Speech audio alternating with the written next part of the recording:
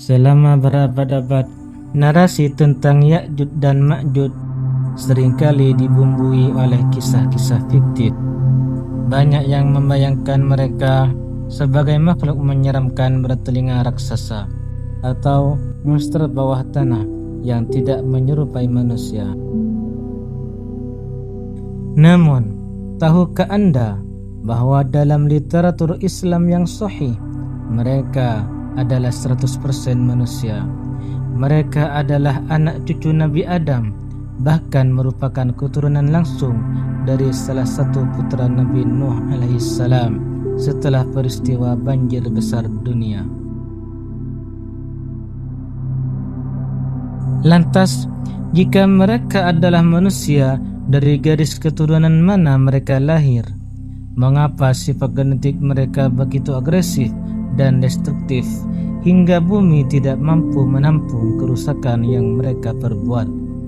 Di episode pertama dari serial dokumenter ini, kita akan melacak akar sejarah paling awal, membuka lembaran kitab-kitab silsilah kuno, dan membedah ciri-ciri fisik mereka berdasarkan hadis-hadis sahih.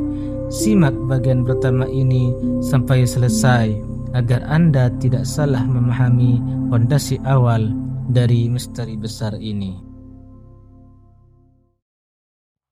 Mari kita mulai perjalanan sejarah ini pasca banjir besar di zaman Nabi Nuh alaihissalam.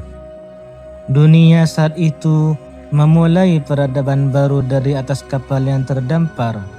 Sebagaimana disebutkan dalam sejarah, seluruh manusia yang ada di bumi hari ini lahir dari 3 putra Nabi Nuh, yaitu Sam, Ham, dan Yafis. Sam adalah bapak bangsa Arab, Persia, dan Romawi. Ham adalah bapak bangsa Afrika, sedangkan Yafis adalah bapak bangsa-bangsa Asia Utara, Asia Tengah, dan Eropa Timur. Dari keturunan Yafis inilah nama Ya'juj dan Ma'juj pertama kali muncul dalam silsilah sejarah dunia.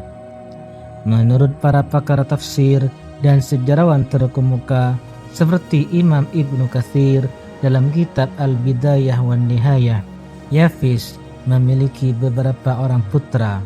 Salah satu keturunannya berkembang menjadi suku-suku nomaden yang mendiami wilayah utara bumi di balik pegunungan-pegunungan tinggi yang dingin. Mereka bereproduksi dengan sangat cepat. Pertumbuhan populasi mereka jauh melampaui ras manusia lainnya saat itu. Sifat nomaden dan kerasnya lingkungan geografi tempat mereka tumbuh secara perlahan membentuk karakter komunal yang sangat agresif, egois, dan tidak mengenal hukum peradaban kota. Untuk memahami siapa mereka, kita tidak perlu menebak-nebak. Rasulullah Shallallahu Alaihi Wasallam telah memberikan deskripsi fisik yang sangat spesifik dalam beberapa hadis sahih. Dalam sebuah hadis yang diriwayatkan oleh Imam Ahmad, Rasulullah menggambarkan bahwa Ya'juj dan Ma'juj adalah manusia yang memiliki wajah yang lebar, bermata sipit, dan rambut mereka berwarna hitam merombak dengan ujung yang kemerahan. Wajah mereka digambarkan seolah-olah seperti perisai yang dilapisi kulit. Deskripsi ini memberikan petunjuk antropologis yang sangat penting bagi kita. Ciri-ciri fisik tersebut, wajah lebar dan mata sipit, secara ilmiah sangat cocok dengan karakteristik biologis dari ras manusia yang mendiami kawasan Asia Tengah, Siberia, hingga Mongolia kuno. Mereka bukan monster gaib. Mereka memiliki darah, daging, dan struktur tulang seperti kita.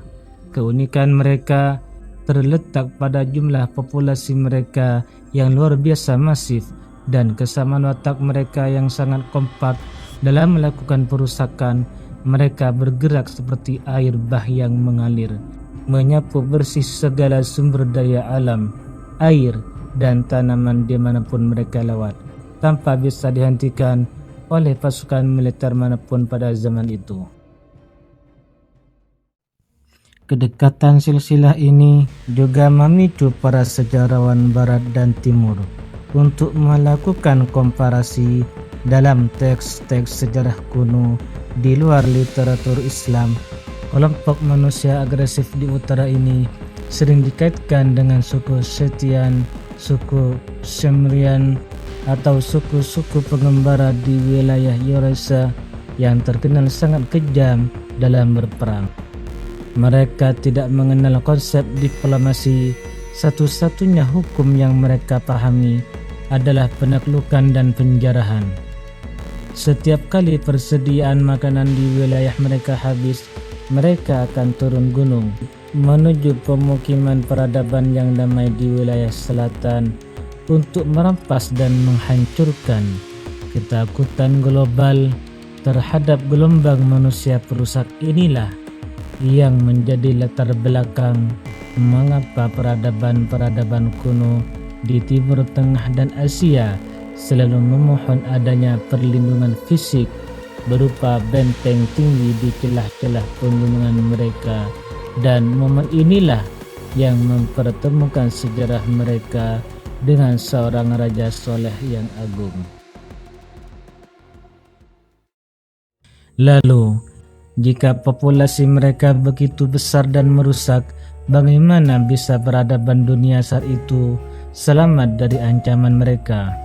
Disinilah takdir mempertemukan suku-suku yang tertindas dengan sosok pemimpin besar dunia, Raja Dzulqarnain. Bagaimana sang Raja Agung berhasil mengurung bangsa raksasa ini menggunakan teknologi logam yang melampaui zamannya? Dan bahan rahasia apa yang membuat tembok itu tidak bisa ditembus selama ribuan tahun? Semua jawaban itu akan kita bongkar secara tuntas di episode mendatang. Pastikan Anda sudah menekan tombol subscribe dan menyalakan lonceng notifikasi agar tidak ketinggalan kelanjutan serial eskatologi ini.